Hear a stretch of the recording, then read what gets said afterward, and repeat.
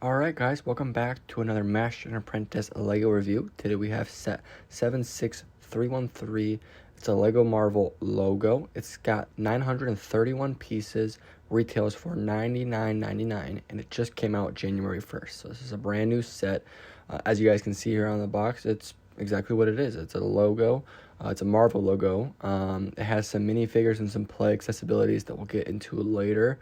The box art is pretty much just like that Marvel montage that you see at the beginning of Marvel movies, except in Lego fashion. They just, make all the scenes and the minifigures characters into Lego format.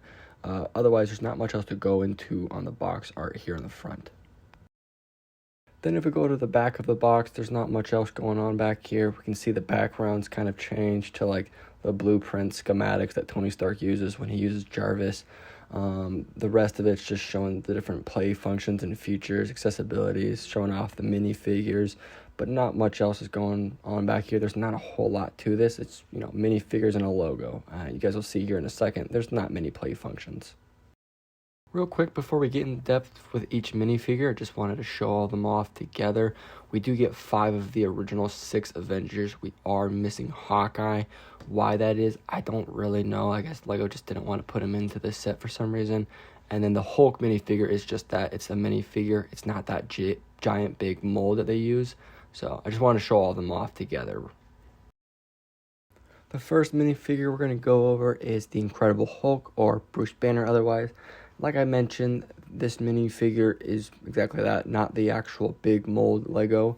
And that probably in itself is the most disappointing part about this minifigure.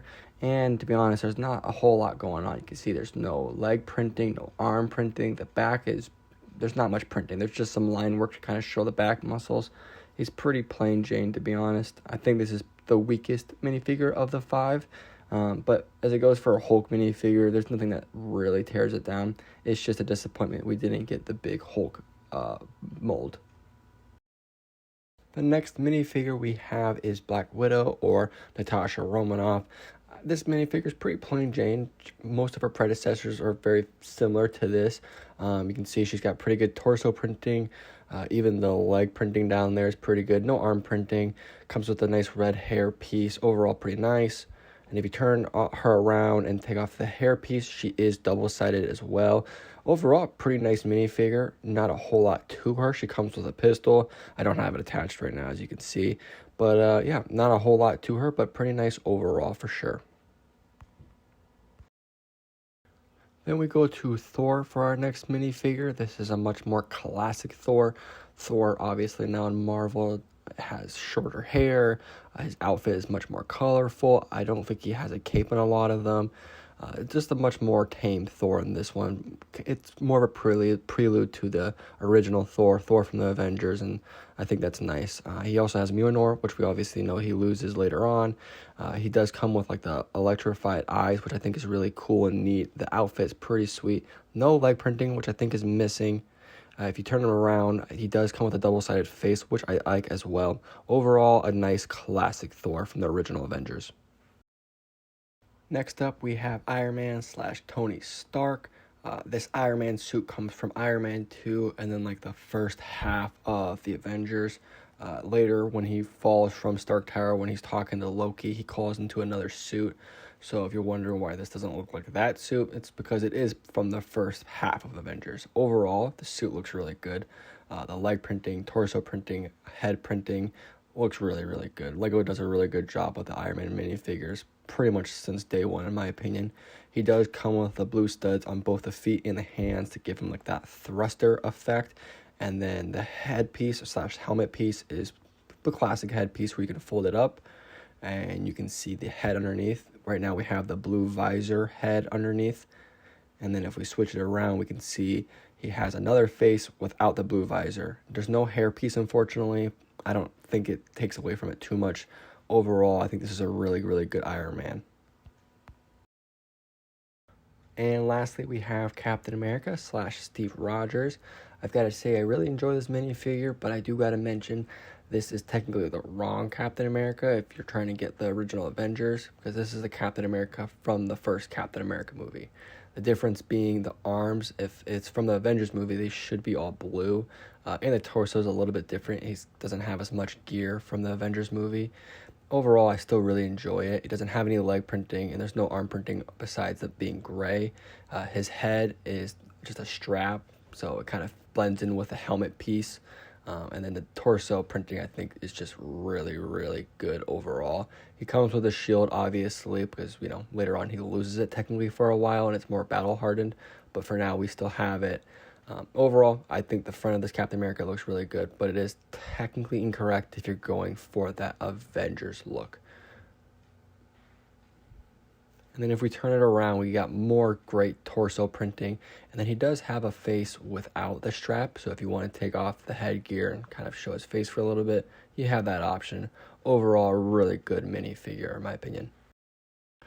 Then we get to the main build of the set, the logo itself. I'm going to do this in kind of two phases. First, I'm going to just have a still shot at the front, talk about it, and then I'll do a span around. The build itself with the paneling and tiling, the front is done very, very well for the most part. It looks very sharp, but if you do see here kind of by the E, it almost looks like it's pushed over for some reason. I don't know if it's because I built it wrong or because I have it too tight. But for whatever reason, the E pushed up against that V is just tight. And so when you pull it off here, you can see I can straighten it out. So when you pull it off, you straighten it out. It's fine, right? I'll push the build back together. All of it looks fine. But as soon as you clip that E back in, it kind of like pushes over for some reason on top. It's not super noticeable, but it is something I wanted to mention. And again, maybe it's user error or something of that case, but I just wanted to mention that. That was like the only thing I could really find wrong with the paneling in the front, the tiling with the letters. Otherwise, I think the letters look really, really sharp, especially if you have this on the shelf. You're not going to really be able to tell with the small spaces between. It looks really, really good for the most part. And the rest of the build is just red paneling, tiling. There's nothing going on. There's no Easter eggs or anything like that on the inside. For the most part, it's pretty straightforward. And it was really easy to build too. It was pretty fun, pretty easy. This was a pretty good set overall to build. Yeah, you can see around here, there's not much else going on. I'll explain that here in a second. But there's no play functions or features really built in anywhere. Pretty straightforward for the most part. So for the play features and functions, there's not a lot to it. Most of it is controlled by one or two panels. So if you go here, you see the button right there and a button right there. If you push it out, you see there's a mechanism that it pushes that out and it pushes that out. Same thing with this one.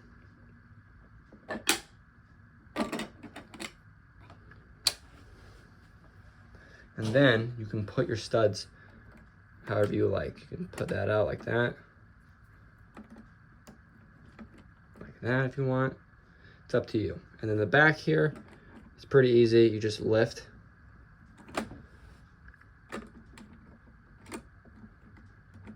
And then it comes out. And then you can have your Iron Man or Captain America, whatever you want, just sitting on top. And then you can have all of your superheroes coming off to the sides. So there is only 5 spots, so maybe that's why they took out the Hawkeye, because they can only fit 5 minifigures. I don't think that's the reason, but that is something to mention as well. So with that concludes our overall review of this set. I gotta say, I'm a pretty big fan of this set. It gets me kind of excited for the upcoming Star Wars logo that's supposed to be coming out this summer. So keep an eye out for that if you're a fan of Star Wars. The set itself, I'm a huge fan of the Marvel logo part of it. The play functions and features don't take anything away from me. I really like the build. The minifigures, I'm pretty split on. I enjoy almost all of them, but I don't understand why LEGO didn't just include the Hawkeye or give us the nice big Hulk mold instead of the minifigure form. Those are kind of a miss on my part. I wish LEGO would have done the other Hawkeye and the bigger mold. But for the set itself, I'm a pretty big fan of. It doesn't seem overpriced at $100. Seems pretty fair for the most point. I think I'm going to give it an 8 out of 10. I would probably recommend, unless you were hoping to get the full 6 Avengers. Otherwise, this seems like a pretty great set. So with that, We hope you guys did enjoy this video. Don't forget to hit that like and subscribe. Let us know what you guys think down in the comments. If you guys didn't like this set, did like it, if you guys are excited for the Star Wars logo, and if you guys agree or disagree with our overall review. And with that, we'll see you guys in the next one. Peace.